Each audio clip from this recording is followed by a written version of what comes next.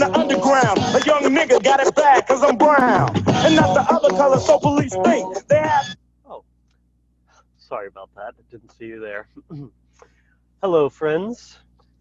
Wizards and Muggles. Welcome to another episode of the Wizard Factory podcast. This is episode 9. This titled The Thin Blue Lie, Morality for a Paycheck. And this is definitely going to be one of our heavier episodes, especially, in the early stages. But it's a very, very important topic that Brian and I wanted to get into. So, there's a lot of mixed feelings about police, maybe not so much in the anarchist community, but general worldwide. And a lot of that is depending on what level of interaction you've had personally with the police and how badly you've been fucked over by them. So, we're going to do our best to be very objective today and really look at a lot of statistics and things and not just, spewing hate for the sake of hate. So,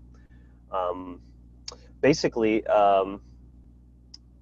let's start by, defining what is an order follower, because essentially that's what a cop's job is at the end of the day. You can attach all sorts of romantic, novel ideas about what you think that is or what you think they should be, but what they actually are by definition. So, Brian, do you want to take that?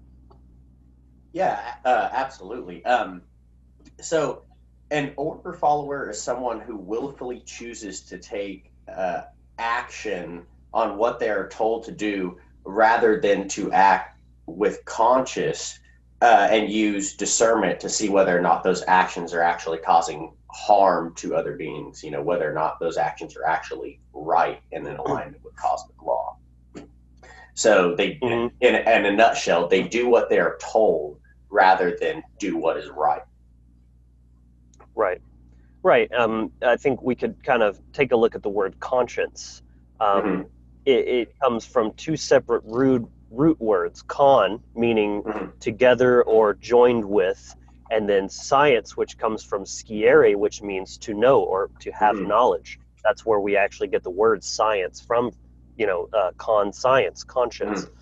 So what that literally means is to be in alignment or in conjunction with your inner knowing, your knowledge, and that sort of points to the fact that morality itself is knowable, and we have that moral agency, the capacity to reason and empathize and come to the conclusion of what is right and what is wrong.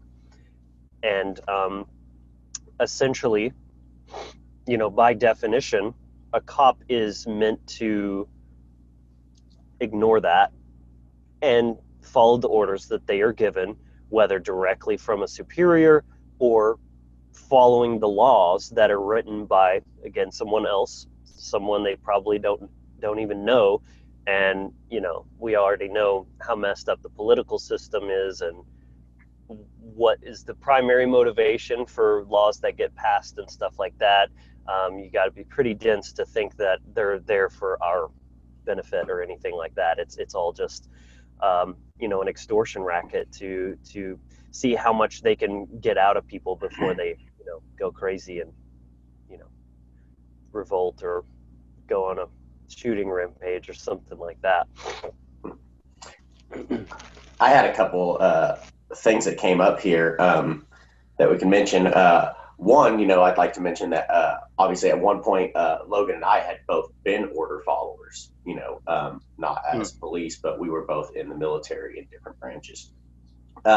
So this is something that, like, when we speak about this, we're speaking from experience of having been in these cults at one point and went through the mind control and experience and seen it firsthand as well. But then also after taking years of life experience to unpack those experiences and continually doing so, bringing that knowledge to this as well.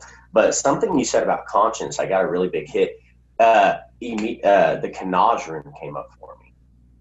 Ooh, oh man. Together, what is Kanaj all about? It's the knowledge of having not only the intellectual knowledge, but to have the ability and lastly, the right to do so. Absolutely. And they're lacking their Kanaj. And very interesting, those two words are, phonetically, they sound very similar, conscience and Kanaj. Yeah, and knowledge, Kanaj, very similar. Yeah, and then interesting. The Kanaj rune is actually made up of an Isa rune. Sorry, the letter K that begins the word knowledge is an Isa rune with a Kanaj. So basically, it's you're the Isa, the individual, the I, and then the Kanaj, you're connected to it again, connected with knowing, conscience. Yeah, were you meaning? So yeah, that's a great explanation. No, I meant the letter K that begins the word knowledge. Oh, okay. Is Isa with the Kanaj. Oh, okay. I got you. Sorry, I totally misunderstood you there for a second. Yeah, no worries. So, just for the sake of provoking thought in perhaps a way that the audience might not have considered before, we wanted to compare that definition of an order follower with the definition of a psychopath. And I know that definitely sounds like a little bit extreme, but just hear me out. First of all, it's kind of hard to track down like an exact, unanimous definition of a psychopath, but there are definitely these certain kind of staple commonalities that, so we picked one that seemed to really like encompass the general idea. And it says antisocial personality disorder. Essentially, psychopaths are interspecies predators who lack empathy, are highly narcissistic, and lack the ability to form meaningful social relationships. And on the surface, that might sound a little bit like different than what we said, but if you unpack each one of those aspects, you can kind of see how eerily similar that is to what it is to be a police officer. First of all, an interspecies predator. There's a lot of different ways we could sort of identify them as such. First of all, they have their own names for being an officer versus a civilian, which that was not always the case, being that civilian is more of a military term. And it's creating this separation between us and them, the normal people. And it also kind of has the implication that you have special rights that other people don't have, special authority. And also, there's other aspects of that predatorial nature where, they do kind of camouflage themselves in a lot of ways, but we'll get into that a little bit more later. But so it says, who lack empathy? Well, first of all, if you are in your left brain and you're cut off from that empathy, the right brain side of things, that means you're trapped in your lower brain, which is the R complex, the reptilian brain. There is no empathy. It's a purely survival, modality of consciousness. And so you're literally not connected to the divine feminine and your ability to empathize with people, and you can't do your job and follow the orders of enforcing the law if you're empathizing with people, and you can tell cops are often conflicted with that thing. Like, you could tell they kind of don't really like it sometimes, but they're just like, but I just got to do it because it's my job. And it says they're highly narcissistic. Brian, would you like to expand on that aspect of the definition? Yeah, absolutely. So, that's one of the things, with psychopaths, they're totally identified with their own ego. Like God complex. Absolutely. So much so that they will do all sorts, it doesn't matter what it is, that they actually like trying to get over on people, because it will actually release adrenaline in their brain, and they're adrenaline junkies essentially. So when they get over on somebody, whether it's from like a simple little lie to, you know, the more complex, the bigger the fix, you know, Right. And that's what they're all about. So then they identify, and this brings them into a state of narcissism where they're constantly violating other people to do what they want and to boost their own ego, to, you know, try to justify their own story, their own narrative to themselves. And, you know, we can see from that they then lack the ability to form meaningful social relationships. So obviously, you know, they don't have the empathy that you were talking about, because that's what's needed to have meaningful social relationships. If you only give a fuck about yourself to the point that you're an extreme narcissist, you know, to the point of even leading into psychopathy with certain people who go into this profession, you can see that obviously those people, they don't have an ability to actually form proper human connections. The only human connections they form are they will form connections so they can use people, not so they can actually have a meaningful connection. And that's what's the difference about psychopaths. And getting back to that, they are an interspecies predator. A great author and researcher who has some great books on this is Thomas Sheridan. His book Puzzling People, and then also Labyrinth of the Psychopaths. Those are really great books to check out on the subject, and it gets into a lot of the techniques that they use and things like that. So I think it's very interesting to look at. More on the meaningful social relationships aspect of it. Kind of, you know, for one thing, there's reason that people who are friends with cops are either other cops who are in their gang, or people who are suffering from severe Stockholm syndrome, where they feel like, you know, they have something to benefit from getting in good with a cop in case they need to get out of, you know, a situation or something like that. And then you also look at how police departments are constantly running like PR campaigns to try to save face, you know, and they're doing these stupid little pranks where they pull people over with coercion to give them a Thanksgiving turkey or you know, give them an iPad or something like that, as like, oh, see, we're humans. See, you know, it's so contrived, and obviously they're compensating for the damage control. I mean, a lot of people just eat that up, but I see right through it and like, get out of here. Well, it's all paid for with stolen money anyway. You know, like if you think about that, like someone who actually went and violated another person, stole their money, and then went and bought them a gift, and like, oh, look how fucking nice I am. Like, that's psychopathic behavior. That's what a psychopath would do. That is very narcissistic, for sure. You know, that's why we're tying and looking at these two, because and especially, you know, from my own personal experience, you know, in the military, you know, in the Marine Corps, especially, there's definitely psychopaths around. I know myself, when I joined, was acting from a place of rage, and I've said before, for sure, I joined that was a place I knew I could go where I could act out on that rage, and then, you know, get rewarded for it, you know, because then you get that whole, you know, where everybody kind of like, oh, you know, thank you, you know, they appeal to your ego, to your own narcissism, you know, and when you're stuck in that mindset, you know, that you will gravitate towards those things. So I think that's very interesting to look at. And talking about psychopaths, one of the big techniques that they use is known as gaslighting. And gaslighting, if you're not familiar, is a technique where one person will lie to another to the extent that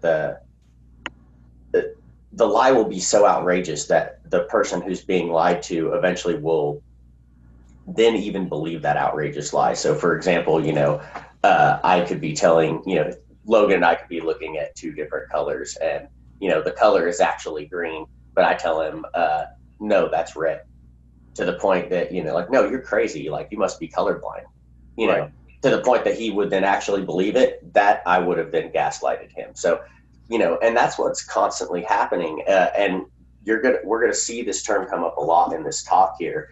So I encourage you to go research it yourself, familiarize yourself with it, and look into this, because when you can start seeing these techniques, you can realize how the entire control structure, is built using these. And not just with the police that we're talking about with this subject, but throughout the entire system, we can see these. But we're just focusing on this one niche of order followers specifically in this talk. Right, and I wanted to add a little bit on that too, because there's so many parallels between what government and religion do with the hallmarks of the psychopath on an individual basis. So you might have some of these people that personally in your life that do these things, that are individual narcissists and psychopaths or sociopaths. But then the more you learn about the psychology of those archetypes, the more you realize just how much that's being done to people on a mass scale. And that's why it's so very important to really look into this stuff and study, because then you're coming from a place of empowerment. Taking it back to our empower, inspire, encourage, is that you need to be empowered with the knowledge to not only know yourself but know your enemies, so that you can properly navigate the experiences in life. And thinking about the concept of gaslighting, you can see that really only works on a very disempowered person, because the person that's being gaslighted, it's working on them because they're not standing in their own truth. They're allowing somebody else's imposition of truth onto them to trump and crumple their own inner resolve. And then they're buying into it, and then they're basically burying themselves in their own inner voice. And that and the longer over time, if you're in a relationship with a narcissist and they're gaslighting all the time, it takes a long time, if you get out of that relationship, to get your voice back, because you don't even know what's real anymore. Your sense of truth and discernment has been so stifled and just shoved in the corner in a dark recess of your mind. It takes a long time to get that back. I've been through that myself, and it really does take some time to heal from that. You had a great point there that I think you're hitting on, and it for me, the Thurusaj room came up, which is all about being able to have healthy boundaries. And healthy boundaries is something that not only would the person that's being a victim of gaslighting not understand, but the person who's doing the gaslighting doesn't understand.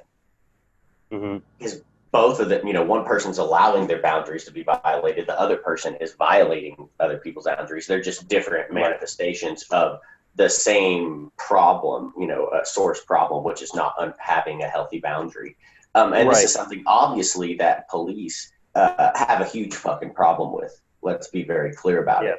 They have no understanding of what a proper boundary is, because their entire profession is based on violating them. Right. You could look at it like the victim's boundaries aren't big enough, and the predator's boundaries are too big, that are encroaching on other people. Absolutely. And getting it back, with looking at psychopaths, what are they? They're interspecies predators.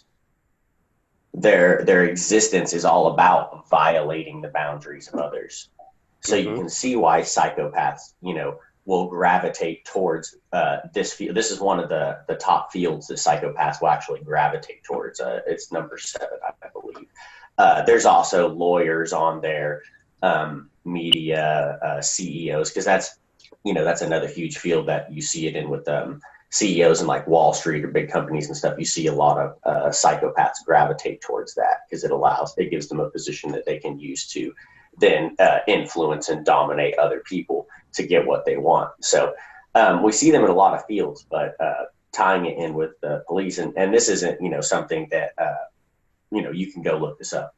When you do research on psychopaths, it's a very well-known thing. You can go right to the FBI resources and things like that, and this information is readily available to be found. So we encourage you to look at that. But let's look at maybe some of the examples of gaslighting here, because this is a big thing, I think, to observe when you realize what the behavior is and how fundamental it actually is to the profession. The first big one is that they're here to help. Right. What right. A bigger, so then what a huge crock so of shit. you're feeling a fear response to their threat of violence, and then they're telling you, oh, why are you nervous? I'm here to help you. That's gaslighting you, because they're trying to tell you there's something wrong with you for feeling nervous and fearful about it. Right, exactly. And again, that goes back to boundaries. They feel like that, they should be allowed to violate whoever. And then if they feel nervous because someone's violating them, that means that person was in the wrong. Mm-hmm. And I've watched a lot of checkpoint videos and stuff like that where people are interacting with cops, and that's something they say a lot of, why do you seem so nervous? Mm-hmm. It's a way to escalate because you have a gun and I'm not sure what you're gonna do to me. Mm-hmm. Yeah, absolutely. Another example would be seatbelt laws. That's a good way to play out, or any victimless crime out there where there's no one being hurt, and we just want you to be safe, but we're going to write you this ticket. So, right. That's really we're so concerned with your safety that if you don't, take our premeditated, measures for safety, we're going to threaten you with violence and extort money from you and throw you in a cage if you don't pay, because we care about you. We want you. Right. We want your well-being in mind, or whatever. It's absolutely just total bullshit. Right. Exactly. And again, anyone with an actual conscience would know that by common sense. Mm-hmm. Yeah. Another thing to look at too is that the type of people that police departments tend to look at is they don't really look for intelligent people. There's a court case people could look at known as Jordan versus the City of New London, and this was a case out of New York where a applicant to the police force took their IQ test. Got a 33 on that test, which was just the scoring system for that specific test, not his actual IQ number. But he scored a 33 on the test.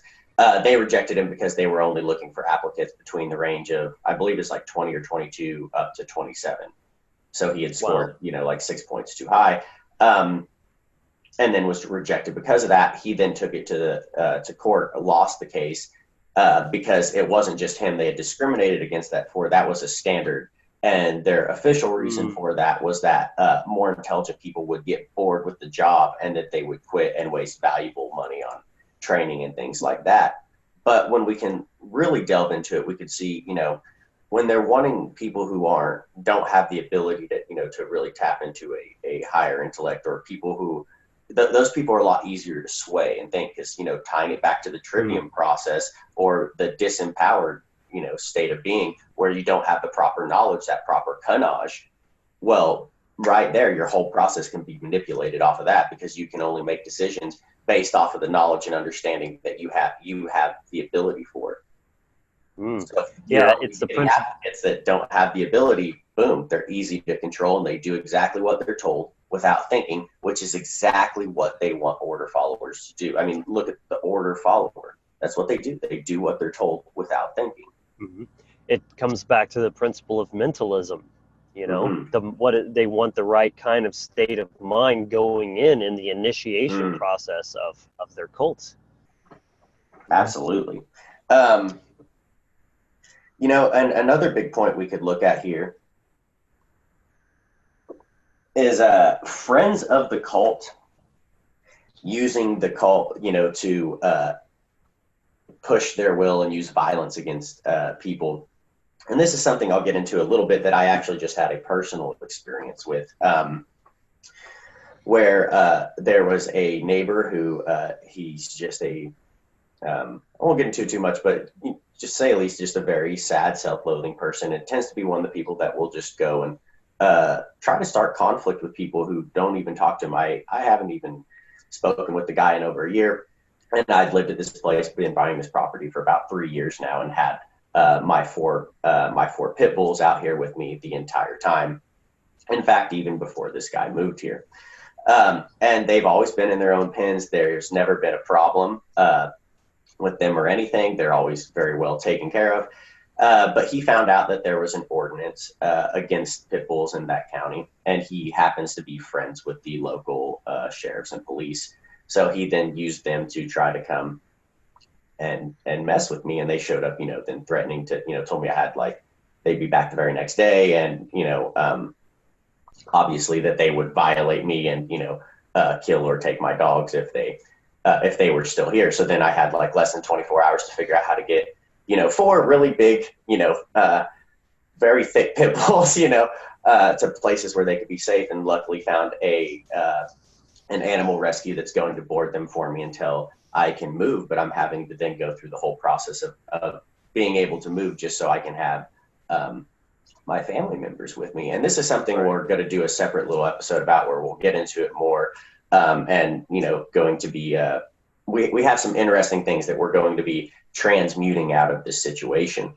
Mm-hmm. But just the fact that people who also can be psychopaths and extreme narcissists that enjoy violating the rights of the others can then use that authority the police have, if they're friends with them, to then actually go and violate, people that they want. And the police, showed up more than willing to do that. The day they showed up, they definitely showed up in force, and not, necessary. And luckily I had the dogs gone. So all I had to do was tell them to get the fuck off my property and go fuck themselves. And then they left. But, it's it's sad to see that, people will do that. But when you have a system that has this, where some people have special rights and it's their entire job, and there's laws that allow them to do that and give them that bullshit excuse they fucking want, they can then use that to, it just leaves a big open opportunity for people to be able to violate other people's rights and then get away with it. And that's something a psychopath would love. Because what else would they love for an entire society to be so gaslighted to the point that it's legal and it's okay for some people to violate other people and then be seen as good people for that? That it's a totally insane state of mind to operate from. But unfortunately, that's where most of society is sitting at. Right. So it takes a coward to call the cops as well, because obviously your neighbor didn't have the balls to come mess with you or try to make you, mess with your dogs or whatever. He would never be, in a million years think of doing that himself. Mm-hmm. So he called the gang. Mm-hmm. Right. Absolutely. So, like I said, this is something that we'll do. I'm still, been dealing with it and still dealing with it. We're going to actually do another little kind of episode just about that. Yeah. Basically, just to throw this out there, Brian is more or less forced to move so that he can keep his family together, all because this douchebag couldn't mind his own fucking business and just live and let live. Mm-hmm. You know what I'm saying? Just because he had, a chip on his shoulder. Mm-hmm. Yeah, and ridiculous.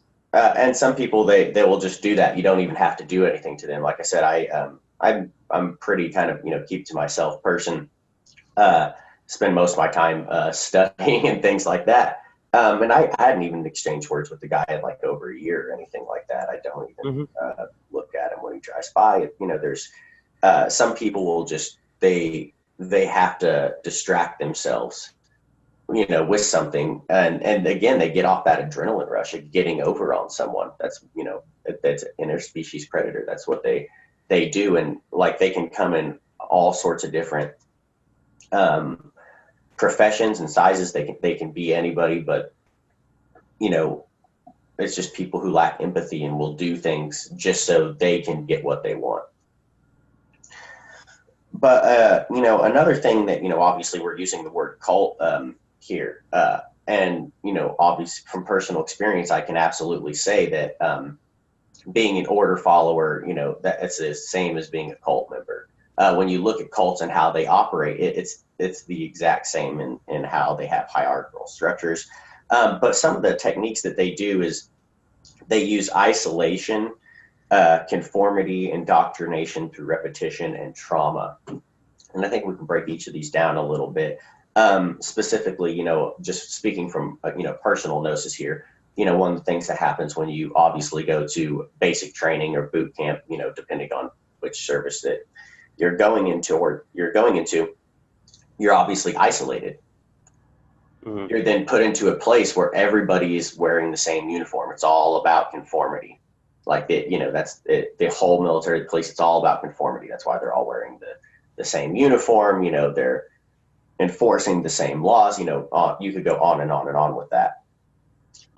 Indoctrination through repetition. That's one thing that was very huge, obviously, in basic training. Is they will have a lot of cadences or little phrases and things that you'll say all the time. Things are constantly being drilled in over and over and over again, to the point that it just becomes like a muscle memory is what they tell you. But what's really happening is you've then got it to the point that it's in the subconscious mind. So deeply in there, you'll just act from it, and you don't really have to think about it. And that's it's the purpose of the mind control. You got to push that message deeper and deeper and deeper to where it gets to the subconscious and the unconscious mind, and it totally consumes and controls a person. And then it becomes that giant gorilla we've talked about before. And obviously, trauma is a very big technique. People who are drawn to cults tend to be people who are traumatized already. So psychopaths will play on that because those people are disempowered and they're easier to manipulate and push towards their will. They're not coming from a proper state of knowledge. And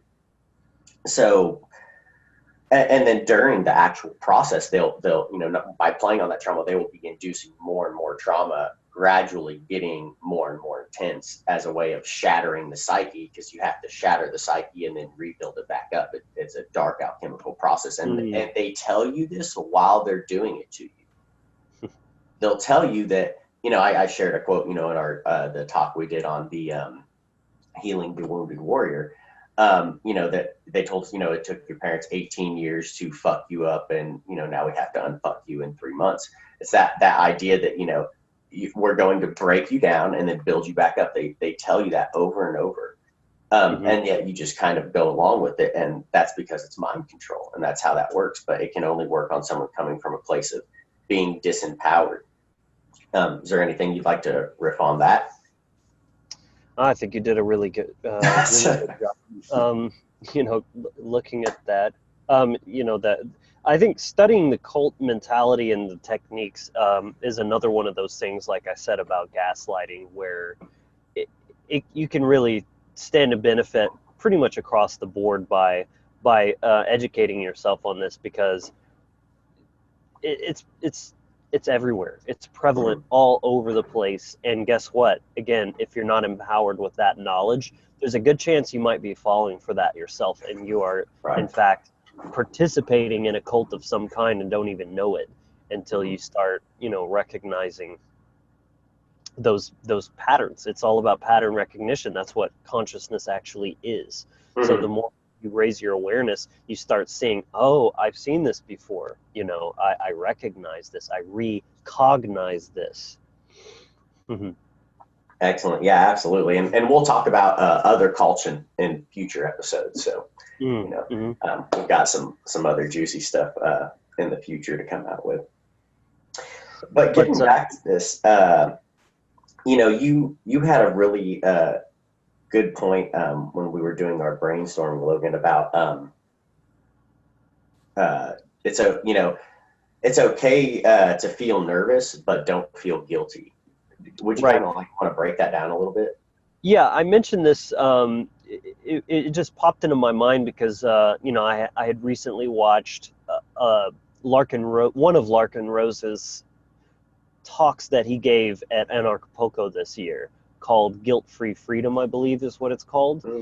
And you know, he said something that I thought was really profound that really relates to this whole aspect of gaslighting and everything. Is like, it's very understandable to feel nervous if there's a cop around, or if you're being kind of like, you know, say you might have been going a little fast and you just passed a police officer and you feel your heart rate go up or something like that, or maybe you got a little bit of bud in your car, you know, something like that, some shrooms or something, and you're like, oh, you know, but that's the thing though, you know that you're not causing harm to anyone, so your conscience is correct because you know that you're not actually doing anything wrong. So it's one thing to feel nervous because guess what?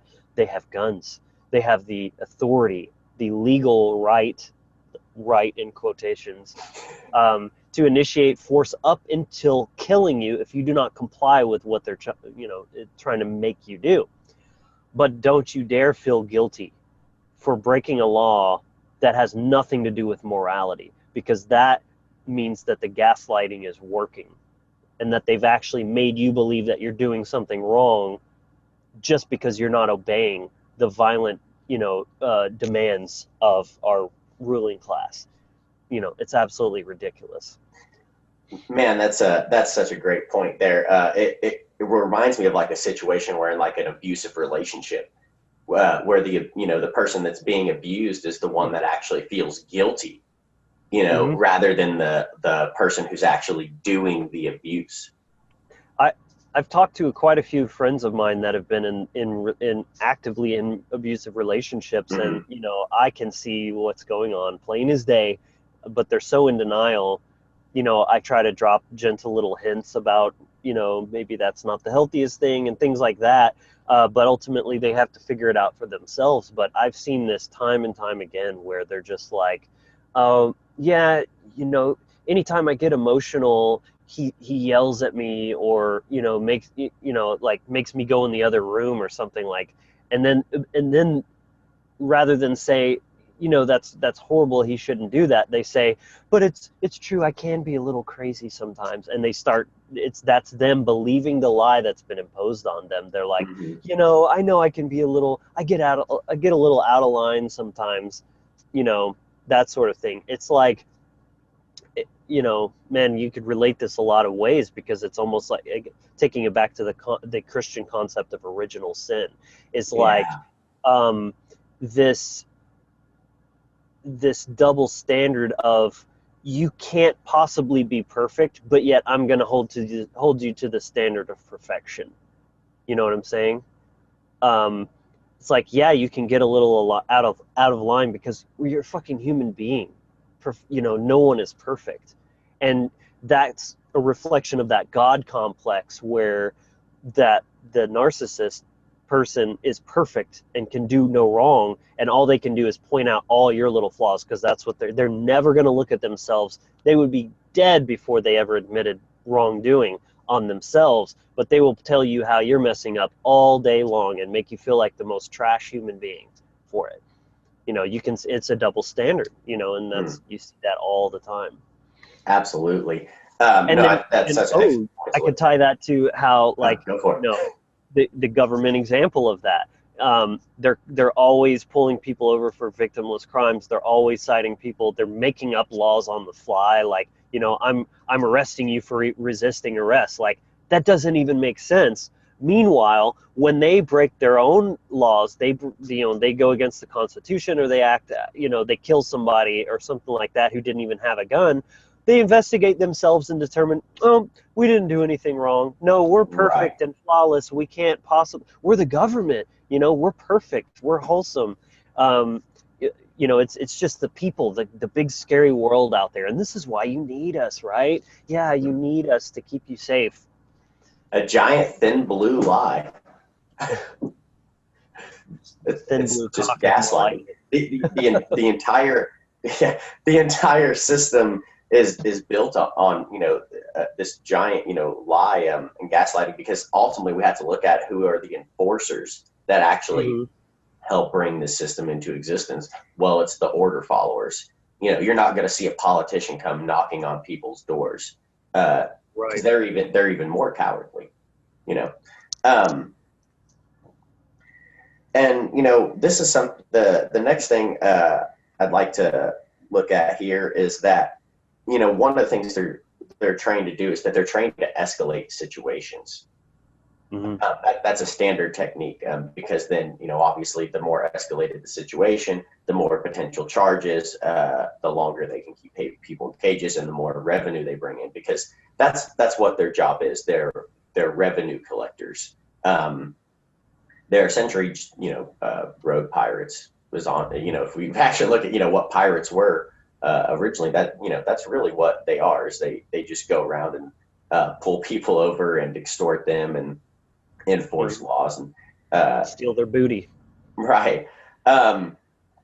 So, you know, when we can see this, and, you know, some of the police departments, and this isn't all across the board, but a lot of police departments will actually go to Israel to train with the IDF. To learn things like crowd control tactics and things like that. So they're getting this militarized training. And we've seen, obviously, since the events of 9/11 and, you know, over, you know, the period of time that, you know, we've been really growing up, you know, because we were, you know, both you and I were younger children when that happened. And, we, you know, we've really grown up with the consequences of it. We've seen this militarization of the police in their equipment, you know, how they're presenting themselves, how they interact with other people, the amount of actual violence they're using against people. And you can look this up statistically that, you know, they kill people very regularly now, where it didn't, you know, it wasn't so much the case. If you look more, you know, in the distant past, it wasn't nearly as open and, you know, on such a massive scale as it is now. Right. You could almost look that like their equipment in and of itself is a form of gaslighting, because they're basically saying, you're so dangerous that we need to be basically a standing army to protect ourselves from you. Ooh, that's a great point. And what are they always saying? Oh, this war on cops. But nobody's showing up at the fucking police department and, you know, harassing, you know what I mean? Right. Like, you know, with guns, and we're not pulling over police and, you know. If it's a war, let's take a look at who looks most warlike here. Okay? Right. Is it us, the civilians, or is it the people rolling around in tanks and freaking Kevlar and grenade launchers? Right. Who's the war on? Yeah, and that, you know, that's very interesting, you know, and looking at this term civilians, you know, what does that mean? It's something that's interesting to learn. And in my experience, you know, in the Marine Corps, they use this term civilians, or they call it civvies for short. And it's this way of, you know, out in public, and when they're interacting with civvies, there's this the idea that, oh, you know, we're the ones that go sacrifice ourselves to protect you and give you your rights, and, you know, all these other false premises and beliefs that you believe when you're an order follower. And civilians are just these helpless little children that need protecting. Right. But in private, when you look at them with like disgust. You know, I know in the Marine Corps, you know, that one of the terms they would always use is fat fucking civilian. They're fat fucking civvies. You know, they're fat and disgusting, or heinous. Heinous was a big one. In basic training, you know, that's how they describe those people. You know, so that's how they describe you and me. Right. Yeah, exactly. Yeah, I guess when, yeah. So, whenever I meant you as the viewer, and also right, and I brought. Right. But whenever you're doing that, what you're doing is it's a form of using euphemisms to separate yourself, to make people look at like they're a separate class, there's something separate and below you, that they need your almighty protection. You're boosting that narcissism, that God complex, that savior complex. And, you know, we know where that comes from, you know. So when we see that, you know, that's something psychopaths love. They love to have the people that they're abusing look up to them like they're the best savior around. You know, it's Stockholm syndrome. It's dehumanizing. It's Absolutely. You know, you can't, coming back to what it is to be an order follower, to be unable to empathize with your victims. That's what's keeping you separated. And so if you call them something else, you're dehumanizing them. You're separating them from, you know, we're not all the same human family. There's us and them. and so it's okay to do what we're doing to them. Yes, and it also by default is enforcing the belief of social Darwinism, and Yeah. the hierarchy. Exactly. Classism. Mm-hmm.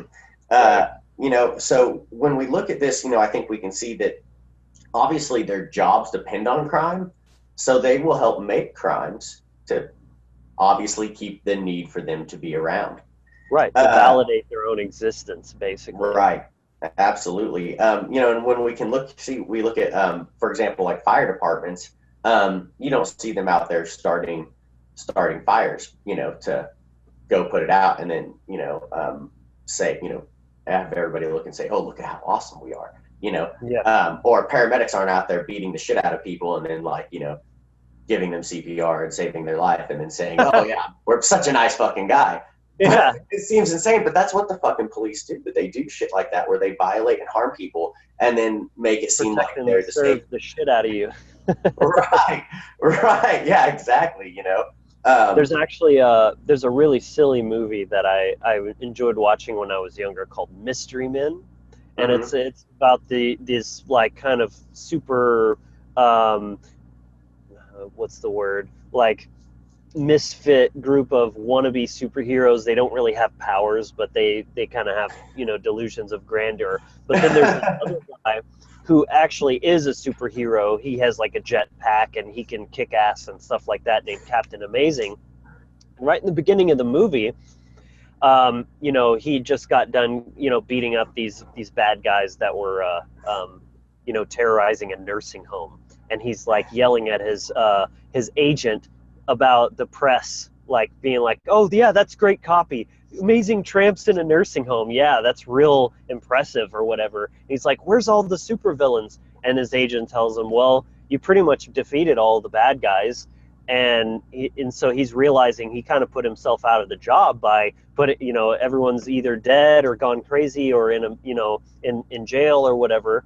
And so what does he do? He actually pulls some strings to get his greatest nemesis of all times released from prison so that he has a bad guy to fight again because his ego is suffering. Think about it. The egotism. He's like, well, I need this sense of, like I'm the hero. I need to be that. So he actually he unleashes a dangerous criminal back into the wild just so he has a sense of purpose again. Just think about that, for a second.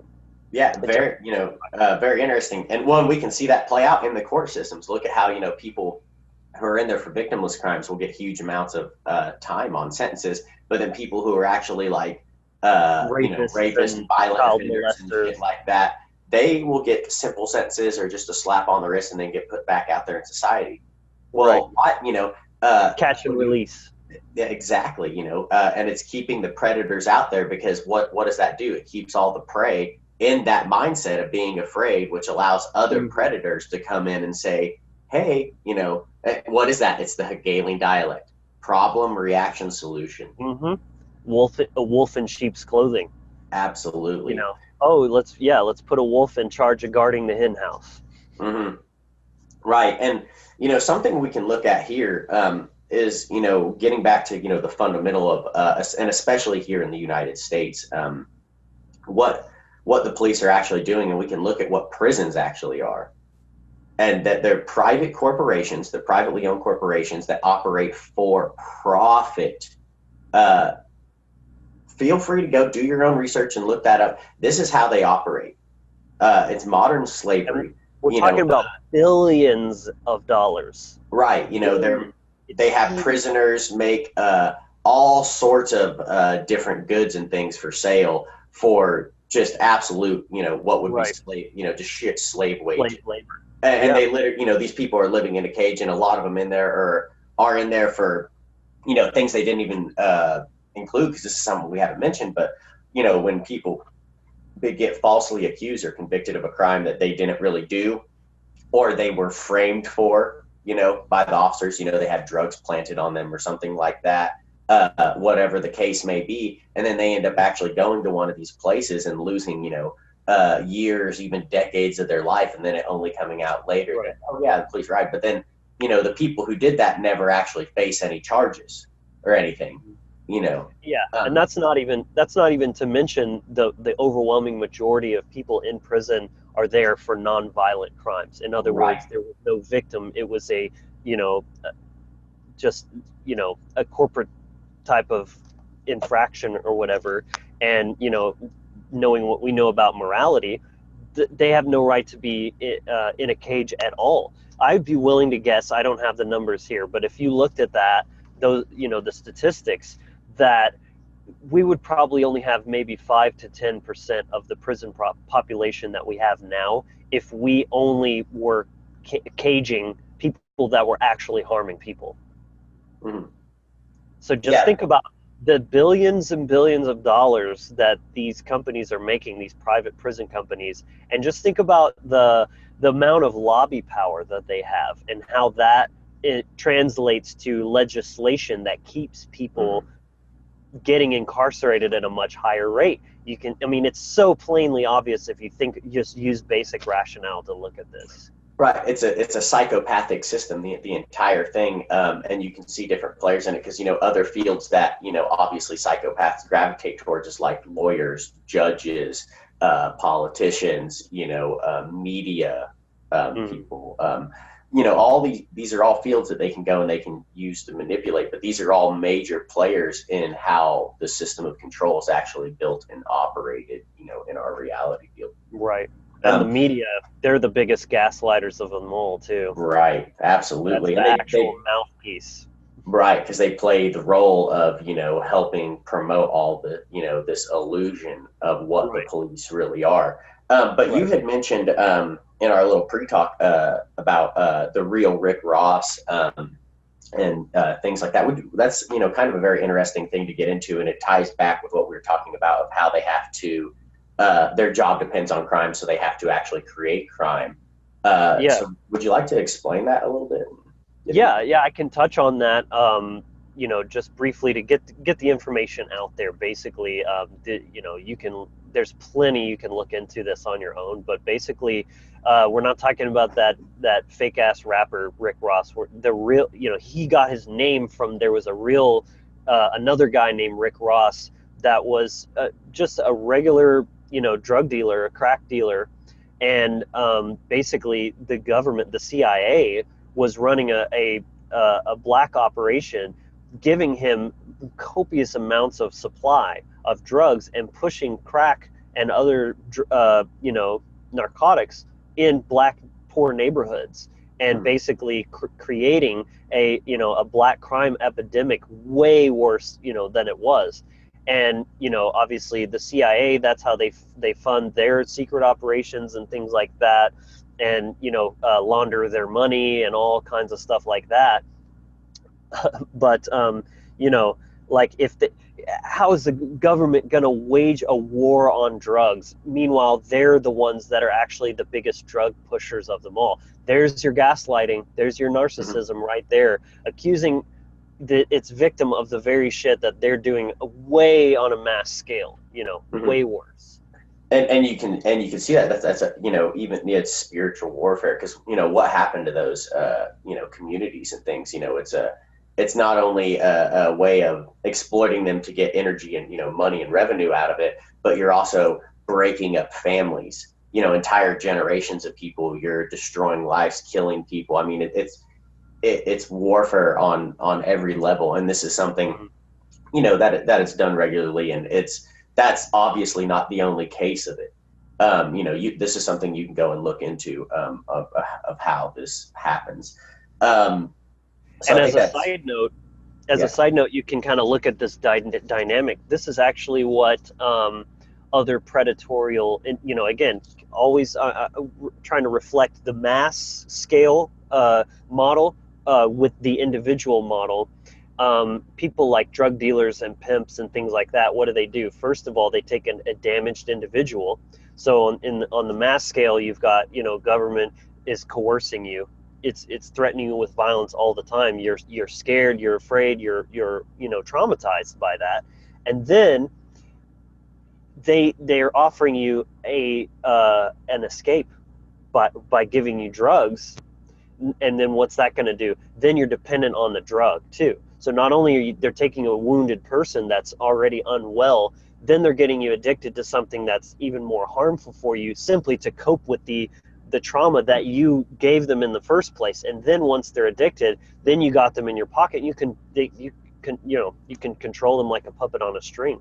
Yeah, they get put in the system, they go to prison, they become, slave labor, and it's the entire system of prey versus predator, and this is something we really want to analyze here, because it's fundamentally, when you break it down to the premise of what's happening, that is what it's about, is a group of a small class of human beings that are interspecies predators preying on other people and exploiting them.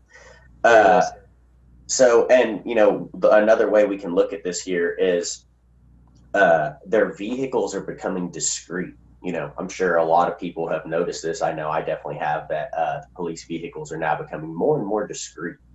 And what is that? It's a form of camouflage. And we, again, tying this back, we can see this, many predators, use camouflage to hide from their prey, so then they can increase their chances of success in a hunt. And this is something that is also, from the magical perspective, what is known as war magic. This has been employed for a very long time, but a very, probably, I think, one of the most interesting cases that people could look at, and this is a whole subject on its own, is the case of Jasper Maskelyne. And he was known as the war illusionist, and had what was known as the magic gang in World War II. And they created many, many different illusions that actually were very key and important in winning the war. Like he created an illusion of the port of Alexandria, so the Germans would bomb the fake one instead of the actual city of Alexandria. He moved, made it look like there was a fake army, so the German forces would actually, they went and adjusted and moved their forces to attack the fake army. Meanwhile, while the real one snuck and moved into a position. There's so many different examples of things he did. So I really encourage people to look into him. But very interesting. Yeah, using illusion to be able to actually get what you want, and how that can be used in different ways. But we see them absolutely employing these techniques. It's sorcery, right? Absolutely. Yeah, dark. Especially in this context, when you're using it to to prey on your victims more successfully by using illusion and deception, basically. Right. Yeah, and you can see this, again, with all the gaslighting, what it is, it's creating an illusion, deception. It's all a form of magic and mind control, so they can then prey on people and then have those people thank them for their service. Mm-hmm. If you look at even like the police cars in like England and the UK and things like that, they're white and they have like neon green colors, and all the cops wear like reflective neon colored vests and stuff like that. And I mean, yeah, they're a police state over there too, but at least you can see the contrast of like, hey, if you need help, in a situation, like they're easily seen. You can identify them, versus camouflage and blacked out, hiding behind a bridge and whatever. Yeah. And again, as I mentioned before, the police is obviously one of the top fields that psychopaths are drawn towards. And we can also look at, I think another interesting thing to look at is the rate of domestic abuse. And there were 2 studies done on this that indicated roughly about 40% of police families experience abuse by the officer, as compared to about 10% of families that experience abuse in the general population.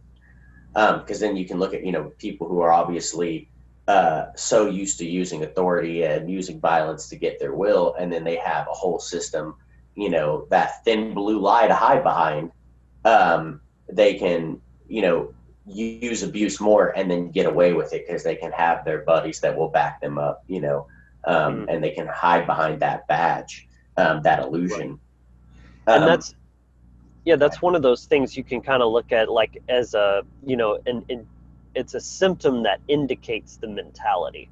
You know, you can look at that on the surface and say, oh, that's terrible, but then you start looking at you pull back and look at the bigger picture. What is the pattern here? Is that it says two things. A, that the people that we're trusting to enforce the law in a justified, balanced, rational manner are very violent people who harm people that they love, their spouse, look at, their children, the very people that they, even as human beings, not as police officers, but as human beings, they're supposed to love more than anyone else. They're violently, violating them. And so what does that say about the civilian that they've already separated themselves in the euphemism there as well? But the other thing that it says is that these are the type of people that these positions of power are going to attract. That it's not just a coincidence that that there's a correlation there. It's that violent people are drawn to those type of jobs, those positions of power. Right. And, I think what you're hitting on, with the family dynamic, what we can look at, what was one of the main points in the definition of the psychopath. They can't form meaningful social relationships. Yeah. Because they're lacking that empathy, that compassion. They have that elevated narcissism to the point that they believe it's okay to use violence against others to enforce their will on other people. Very interesting to look at. And I think another example of gaslighting we could look at here is when, we hear the war on police, or, the police, their jobs are so dangerous and they risk their lives. Well, you can look up statistically the most dangerous jobs, and they're not even on the list. You have people like logging workers and fishermen and aircraft pilots, construction workers, steel workers, truck drivers, Mr. Logan, farmers, people in construction, ground main, all these just jobs that lots and lots of people do. They're all statistically, this is proven, way more dangerous than being a police officer. Right. But so we need to observe the dynamics here of like the sort of the stigma and the accolades that comes with service members, police and military, and how they're almost deified. I mean, to a sick degree. To me, that just screams Stockholm syndrome. The fact that we put them on such a pedestal, disproportionately to other jobs. I mean, you don't hear people talking that way about doctors or anything like that nearly to the same degree. It's like police and military are just like worshipped, especially in this country. I can't speak for other countries. I don't live there, but I've definitely observed it in this one. And then you look at and treated as heroes, and then you look at the actual statistics of what are they actually risking, what are they actually sacrificing. And like Brian said, they're not even in the top 10 list. And ironically, my job is number 7 out of 10. So I'm more of a hero than a police officer because I deliver your produce and chicken and stuff like that. I mean, I don't get free meals. I'll tell you that much. Not for my job. Yeah. So, and this is a point that we can look at, is that when, their job isn't that dangerous, but when they do go into a dangerous situation, they're the ones putting themselves in that, or they are creating those situations. For example, if you're pulling someone over and then, what's one of the first things they ask you? Oh, do you have a weapon in the car? Well, if you're worried about a dangerous situation, a weapon being in the car, maybe just not create that fucking situation in the first place. So they put themselves there as a way of trying to, create that need for them, because that will then justify their existence and that bullshit narrative that they're trying to sell to everybody else and to themselves.